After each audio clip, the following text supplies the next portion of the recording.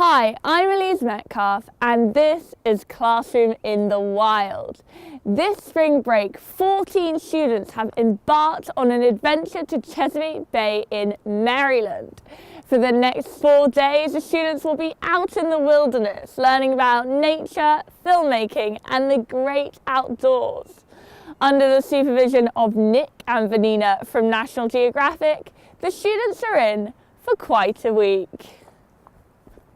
So if I had 3 words to sum up the class, it would be challenging, exciting, and fun. If I had to sum up the classroom in the wild in 3 words, it would be risk-taking, exciting, and adventure.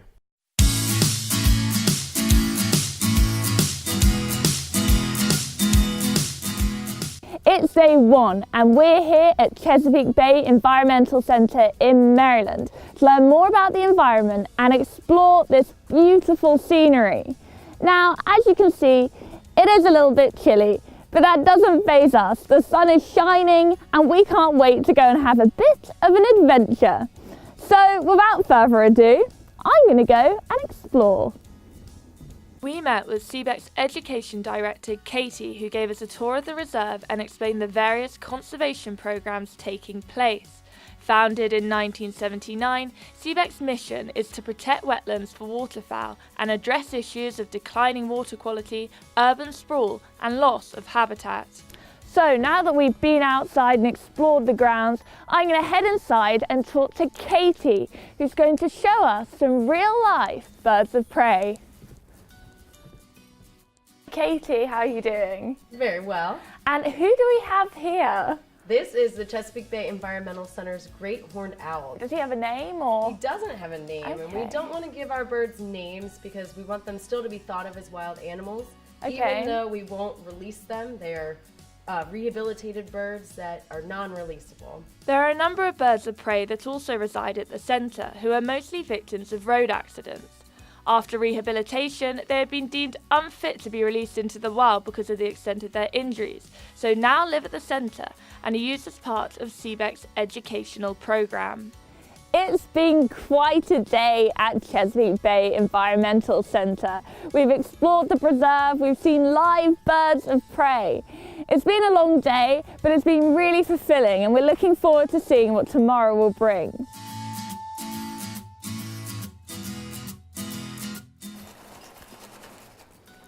It's day 2 and here we are again on Y Island.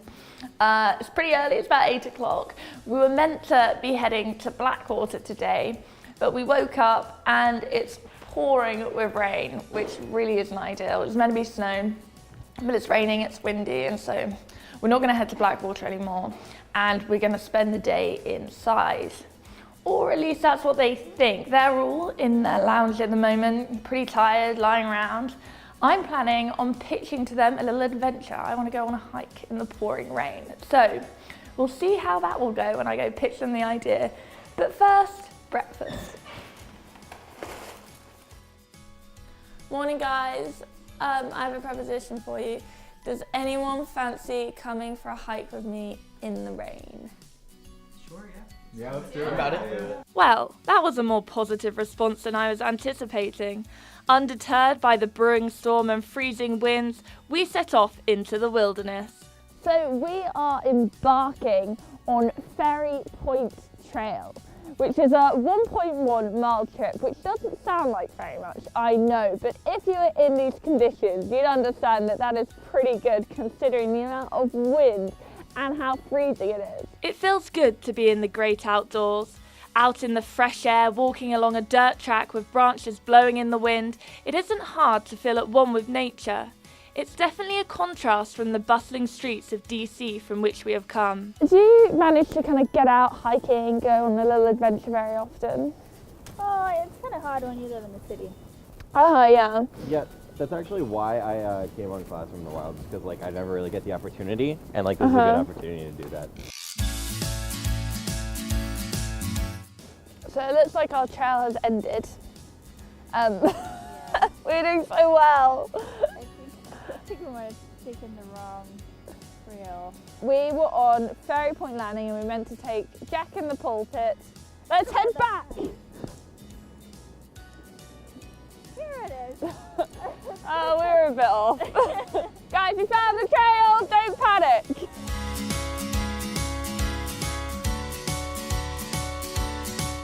After our slight hiccup and getting a little lost, we've made it back to our destination.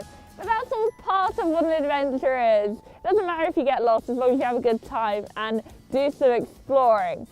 So now we're going to head back to the lodge, have a nice cup of tea, and it's been a pretty good day.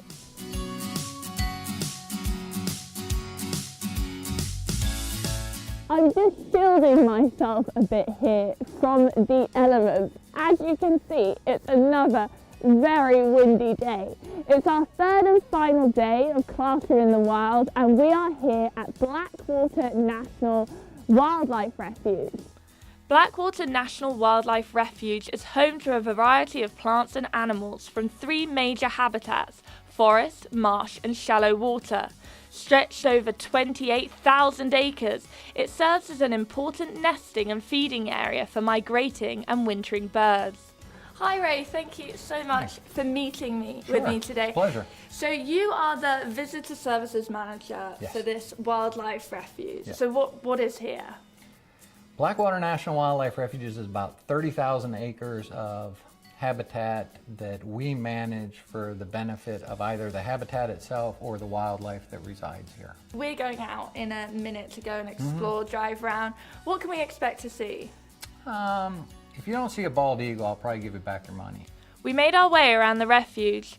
Ray stayed true to his word. Within the first 10 minutes, we'd already seen a bald eagle, and from there, the birds just kept on coming. We spent the rest of the day at Blackwater, doing our best to capture footage of the wildlife despite the extreme conditions. We then headed back to the lodge. Sitting in the warm glow of the fire, roasting our marshmallows, there are smiles all round. Our little lodge feels so far removed from reality. With no phone signal and just ourselves for company, we chat, we laugh and make the most of our final night in the wild. After 4 days in the wild, I was intrigued to find out how the students had found their alternative spring break. Hi there, Taylor. Hello. How are you doing today? You seem to be enjoying yourself now that the sun's come out. I am. It's very relaxing. Yeah, it looks it. So tell me, Taylor, how have you found Classroom in the Wild? I have absolutely loved it. It's been very cold, but I've learned a lot. Until now. Exactly.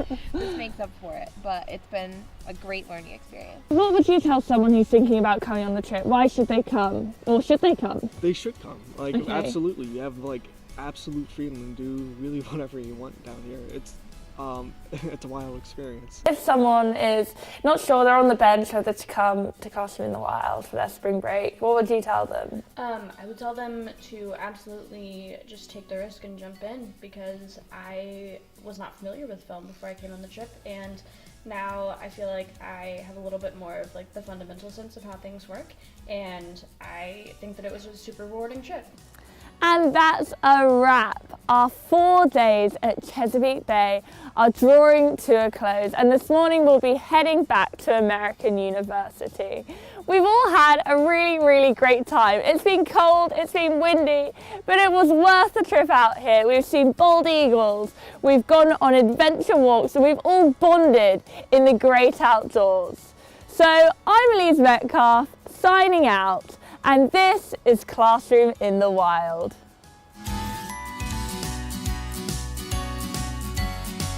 Right now, I don't really feel like going home.